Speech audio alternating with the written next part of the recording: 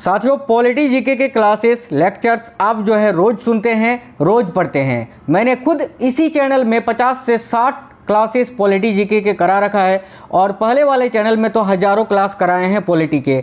आज के इस वीडियो में बहुत ही इम्पोर्टेंट टॉप छाटे हुए क्वेश्चंस आपको करवाएंगे। एक भी क्वेश्चन ऐसा नहीं है जो आप बता दो कि सर ये क्वेश्चन पेपर में नहीं आ सकता है। पहले आप पूरा क्लास आज देखो, हर एक क्वेश्चन को पढ़ो, उसके बाद वीडियो अगर पसंद आएगा तो वीडियो के लास्ट में आप लाइक करना, वरना मत करना। आज के इस क्लास में टॉप 51 क्वेश्चंस आपको करवाएंगे। 51 क्वेश्चंस रहेंगे इंडियन पॉलिटी के। और यकीन मानिए दोस्तों, ये क्लास अगर आज आप कंप्लीट देख लेते हैं, आप किसी भी एग्जाम्स की तैयारी कर रहे हैं, इस क्लास से क्वेश्चंस आपके जरूर फंसेंगे। तो चलिए बिना देरी किए क्लास को शुरू करेंगे। नमस्कार साथियों, मेरा नाम है सुभाष राज और स्वागत है आप सभी साथियों का स्मार्ट स्टडी 2.0 यूट्यूब चैनल पर। बिना देरी किए हुए अपने इस शानदार सेशन की शुरुआत करते हैं। जबरदस्त क्वेश्चंस को देखते हैं। पहला क्वेश्चन है, विधि के सामने समानता का अधिकार ये किस प्रकार का अधिकार है? देखिए, विधि के सामने समानता का जो अधिकार है ये किस प्रकार का अधिकार है, क्वेश्चन में ये आपसे पूछा जा रहा है। याद रखना, करेक्ट आएगा नागरिक अधिकार, यानी राइट आंसर होगा ऑप्शन नंबर ए। याद रखना, विधि के समक्ष या सामने समानता का जो अधिकार है वो एक नागरिक अधिकार है। चलिए नेक्स्ट क्वेश्चन देखते हैं। भारतीय संविधान की छुआछूत उन्मूलन से संबंधित अनुच्छेद। अब छुआछूत नाम से अगर आप नहीं जान पा रहे हैं तो अपृष्ठता आपने पढ़ा होगा। तो देखिए, अपृष्ठता का जो अंत है ये संविधान के किस अनुच्छेद में किया गया है? तो आर्टिकल 17 में, यानी अनुच्छेद 17 में। देखिए, इस क्वेश्चन का करेक्ट आंसर होगा ऑप्शन नंबर सी। अनुच्छेद 18 की बात करें तो इसमें उपाधियों का अंत किया गया है, याद रखना। आगे देखिए, समानता का अधिकार भारतीयों के लिए सुनिश्चित करता है क्या? तो वह समानता का जो अधिकार है, जो कि साथियों भारतीय संविधान के 14 से लेकर 18 तक में वर्णित है, और ये जो समानता का अधिकार है ये फंडामेंटल राइट्स यानी मौलिक अधिकार के अंतर्गत आता है। और विधि के सामने जो समानता का अधिकार है, माफ करना, देखिए समानता का अधिकार भारतीयों के लिए सुनिश्चित करता है क्या?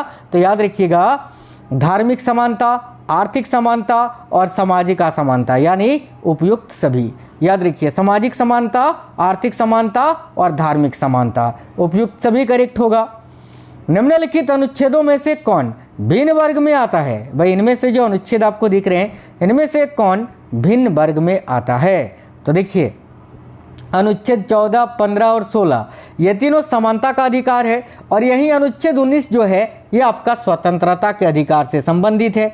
तो ये जो है इन तीनों से अलग है, तो यही आपका आंसर होगा ऑप्शन नंबर डी। ध्यान से देखना, बहुत ही इंपॉर्टेंट क्वेश्चंस आपको आज के इस वीडियो में कंप्लीट करवाएंगे और बिल्कुल सुपर फास्ट करवाएंगे। अगला क्वेश्चन है, चेन्नई राज्य बनाम, देखिए चेन्नई राज्य बनाम चंपकम दोराई राजन मुकदमे में भारतीय सर्वोच्च न्यायालय के निर्णय के परिणाम स्वरूप निम्नलिखित में से किस मौलिक अधिकार को संशोधित किया गया था? तो करेक्ट आएगा ऑप्शन नंबर बी, भेदभाव के विरुद्ध अधिकार को। करेक्ट आएगा ऑप्शन नंबर बी। आगे देखिए, निम्नलिखित में से कौन मौलिक अधिकार नहीं है? इनमें से कौन एक मौलिक अधिकार नहीं है, ये आपको बताना है। तो बोलने का अधिकार, व्यवसाय का अधिकार, धर्म का अधिकार, ये तीनों मौलिक अधिकार है, लेकिन हड़ताल पर जाने का अधिकार जो है ये मौलिक अधिकार नहीं है। राइट आएगा ऑप्शन नंबर सी। चलिए अगला क्वेश्चन है, स्वतंत्रता का अधिकार संविधान के किन अनुच्छेदों में वर्णित है? तो देखिए, समानता का जो अधिकार है वो आपका साथियों अनुच्छेद 14 से लेकर 18 तक में है, और जो स्वतंत्रता का अधिकार है ये अनुच्छेद 19 से 22 तक में है। करेक्ट आएगा ऑप्शन नंबर बी। अनुच्छेद 23 और 24 जो है ये साथियों किससे संबंधित है? तो देखिए, अनुच्छेद 23 में बताया गया है मानव तस्करी के बारे में, और अनुच्छेद 24 में बताया गया है बाल श्रम का निषेध। यानी अनुच्छेद 23 और 24 जो है ये शोषण के विरुद्ध अधिकार से संबंधित है। अनुच्छेद 25 से 30 नहीं, अनुच्छेद 25 से 28 जो कि धर्म से संबंधित है। ठीक है, धर्म की स्वतंत्रता से संबंधित है। तो देखिए, यहाँ करेक्ट आएगा स्वतंत्रता का अधिकार संविधान के किन अनुच्छेदों में है? तो अनुच्छेद 19 से 22 में। अनुच्छेद 19 में वर्णित स्वतंत्रताएं निम्नलिखित में से किसको प्राप्त है? अब देखिए, आर्टिकल 19 जो है इसमें कुल 6 प्रकार की स्वतंत्रताएं दी गई हैं। जैसे कि अनुच्छेद 19 का खंड 1 जो है इसमें प्रेस की स्वतंत्रता दी गई है। तो अनुच्छेद 19 में वर्णित जो स्वतंत्रताएं हैं ये किसको प्राप्त है? तो याद रखना केवल भारतीय नागरिकों को। ऑप्शन नंबर सी करेक्ट होगा। भारतीय संविधान का अनुच्छेद 21 निम्नलिखित में से किसके विरुद्ध संरक्षण प्रदान करता है? काफी इंपॉर्टेंट क्वेश्चन है, याद रखना ऑप्शन नंबर डी, कार्यपालिका तथा विधायिका दोनों के विरुद्ध, यानी करेक्ट आएगा ऑप्शन नंबर डी। अगला क्वेश्चन है, भारत के संविधान का निम्नलिखित में से कौन सा अनुच्छेद प्रेस की स्वतंत्रता से संबंधित है? तो भाई अनुच्छेद 19 का खंड 1, ऑप्शन नंबर ए करेक्ट होगा। निम्नलिखित में से नागरिकों का स्वतंत्रता संबंधी सही अधिकार कौन सा है? तो देखिए नागरिकों का स्वतंत्रता संबंधी सही अधिकार इनमें से कौन सा है यह आपको बताना है। तो ऑप्शन नंबर सी, भाषण तथा विचार व्यक्त करने की स्वतंत्रता, यानी करेक्ट आएगा ऑप्शन नंबर सी, याद रखना। ठीक है, प्रेस की स्वतंत्रता किस अधिकार में निहित है? तो भाई प्रेस की जो स्वतंत्रता है ये किस अधिकार के अंतर्गत आता है? तो भाषण स्वतंत्रता के अंतर्गत, ऑप्शन नंबर बी। चलिए अगला क्वेश्चन है, भारतीय संविधान का कौन सा अनुच्छेद व्यक्ति के विदेश यात्रा के अधिकार को संरक्षण प्रदान करता है? तो याद रखिएगा अनुच्छेद 21 आर्टिकल 21 जो कि निजता के अधिकार से संबंधित है। अगला क्वेश्चन है, भारतीय संविधान में प्रदत्त स्वतंत्रता का अधिकार के संबंध में निम्नलिखित में से कौन सा सत्य नहीं है? देखिए भारतीय संविधान में प्रदत्त स्वतंत्रता का अधिकार के संबंध में इनमें से कौन सा सत्य नहीं है यह आपको बताना है। तो ऑप्शन नंबर ए, भाषण व अभिव्यक्ति की अबाधित स्वतंत्रता, ये जो है सत्य नहीं है। तो ऑप्शन नंबर ए सही होगा। बाकी देखिए संघ बनाने की स्वतंत्रता, भारत में भ्रमण की स्वतंत्रता, ये सभी जो है भारतीय संविधान में प्रदत्त स्वतंत्रता का अधिकार है, लेकिन भाषण व अभिव्यक्ति की अबाधित स्वतंत्रता, ठीक है, ये जो नहीं है। तो करेक्ट आएगा ऑप्शन नंबर ए। संविधान के किन अनुच्छेदों में शोषण के विरुद्ध अधिकार वर्णित है? तो शोषण के विरुद्ध अधिकार मैंने आपको बताया अनुच्छेद 23 से 24 में है, करेक्ट आएगा ऑप्शन नंबर सी। मौलिक अधिकारों के अंतर्गत कौन सा अनुच्छेद बच्चों के शोषण से संबंधित है? तो करेक्ट आएगा अनुच्छेद 24। इसमें बताया ये गया है कि 14 वर्ष से कम आयु के बच्चों को कारखानों पर काम पर नहीं लगाया जा सकता। भारत के संविधान के अंतर्गत किस आयु के बालक को किसी खान अथवा अन्य संकटमय सेवा में लगाए जाने का प्रतिषेध किया गया है? तो करेक्ट आएगा 14 वर्ष से कम, जैसे कि मैंने अभी आपको बताया। भारतीय संविधान के अनुसार किसी भी व्यक्ति को जिसे गिरफ्तार अथवा बंदी किया जाता है सबसे नज़दीकी मजिस्ट्रेट के समक्ष उपस्थित कराना होगा कितने समय के अंदर? तो याद रखना किसी भी व्यक्ति को जिसे गिरफ्तार अथवा बंदी किया जाता है उसको नज़दीकी मजिस्ट्रेट के समक्ष उपस्थित कराना होता है कितने? तो 24 घंटे के अंदर, ऑप्शन नंबर बी। 14 वर्ष से कम आयु के बहुत से गरीब बच्चे पटाखे बनाने वाले कारखाने में काम करते हैं। इन कारखानों में बच्चों को काम देने से किस मौलिक अधिकार का उल्लंघन होता है? राइट आएगा शोषण के विरुद्ध अधिकार का उल्लंघन होता है। अगला क्वेश्चन है, निम्नलिखित में से किस अनुच्छेद में कहा गया है कि किसी भी व्यक्ति को एक ही अपराध के लिए एक बार से अधिक अभियोजित एवं दंडित नहीं किया जाएगा? तो देखिए करेक्ट आंसर होगा अनुच्छेद 20 में, ऑप्शन नंबर ए। धार्मिक स्वतंत्रता का अधिकार संविधान के किन अनुच्छेदों में वर्णित है? तो करेक्ट है अनुच्छेद 25 से 28 में। ठीक है, आगे देखिए भारतीय संविधान में अनुच्छेद 25 का संबंध किससे है? बहुत ज़्यादा पूछा जाता है, याद रखिए धर्म की स्वतंत्रता से। संविधान के किस अनुच्छेद द्वारा सिखों द्वारा कृपान धारण करना धार्मिक स्वतंत्रता का अंग माना गया है? तो देखिए करेक्ट है अनुच्छेद 25 में। संविधान द्वारा प्रदत्त धार्मिक अधिकारों पर राज्य किन आधारों पर प्रतिबंध लगा सकता है? 1 में है स्वास्थ्य, 2 में है सदाचार, 3 में है लोक व्यवस्था। उत्तर जो है निम्न कूटों में से चुने। तो भाई देखिए संविधान द्वारा प्रदत्त धार्मिक अधिकारों पर राज्य किन आधारों पर प्रतिबंध लगा सकता है? तो इन सभी आधारों पर, स्वास्थ्य, सदाचार और लोक व्यवस्था, यानी ऑप्शन नंबर डी 1, 2 और 3 तीनों। अगला क्वेश्चन है, संविधान के किन अनुच्छेदों के अंतर्गत अल्पसंख्यकों को अपनी संस्कृति के संरक्षण तथा अपनी पसंद की शिक्षा संस्थाओं की स्थापना व संचालन के अधिकार को मान्यता प्रदान की गई है? तो भाई अल्पसंख्यकों के हितों का संरक्षण किन अनुच्छेदों में है? तो अनुच्छेद 29 और अनुच्छेद 30 में। तो राइट आएगा ऑप्शन नंबर बी। देखिए भारतीय संविधान के किस अनुच्छेद में संवैधानिक उपचारों का अधिकार दिया गया है? करेक्ट है ऑप्शन नंबर सी अनुच्छेद 32 में। निम्नलिखित मौलिक अधिकारों में से किसे डॉक्टर बी आर अम्बेडकर ने संविधान का हृदय एवं आत्मा की संज्ञा दी? तो करेक्ट है संवैधानिक उपचारों का अधिकार को, जो कि अनुच्छेद 32 से संबंधित है। अगला, संवैधानिक उपचारों का अधिकार किन परिस्थिति में निलंबित हो जाता है? तो साथियों देखिए, संवैधानिक उपचारों का जो अधिकार है किन परिस्थितियों में निलंबित हो जाता है? तो करेक्ट आएगा उपयुक्त सभी परिस्थितियों में, जैसे कि आपात स्थिति की घोषणा के दौरान, सेना सदस्य के संबंध में, और जब सैनिक विधि लागू हो, यानी उपयुक्त सभी परिस्थितियों में। संविधान में से कौन सा अधिकार भारतीय संविधान के अनुच्छेद 32 के अंतर्गत प्रवर्तित किए जा सकते हैं?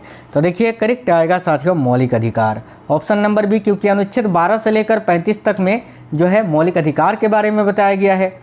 आगे देखिए, मौलिक अधिकारों को लागू करने के लिए निम्नोक्त में से किसी उच्च न्यायालय द्वारा जारी किया जा सकता है क्या? तो करेक्ट आएगा समादेश यानी रीट। नेक्स्ट क्वेश्चन है, व्यक्तिगत स्वतंत्रता के लिए निम्नलिखित में से कौन सी रीट यानी याचिका दायर की जा सकती है?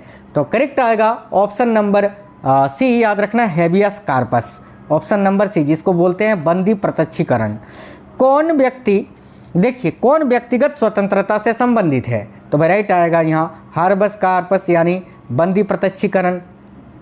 अगला है, विभिन्न प्रकार के समादेश यानी रीट जारी करने का अधिकार सर्वोच्च न्यायालय के अतिरिक्त निम्नांकित में से किन न्यायालय या न्यायालयों को प्राप्त है? तो देखिए करेक्ट आएगा राज्य के उच्च न्यायालयों को, याद रखना, सर्वोच्च न्यायालय के अलावा। बंदी प्रत्यक्षीकरण के अतिरिक्त निम्नलिखित में से किस याचिका को उच्च न्यायालय जारी कर सकता है? तो यहाँ आपका करेक्ट आएगा ऑप्शन नंबर सी, उपयुक्त सभी, जैसे कि उत्प्रेषण, परमादेश और अधिकार परीक्षा लेख को।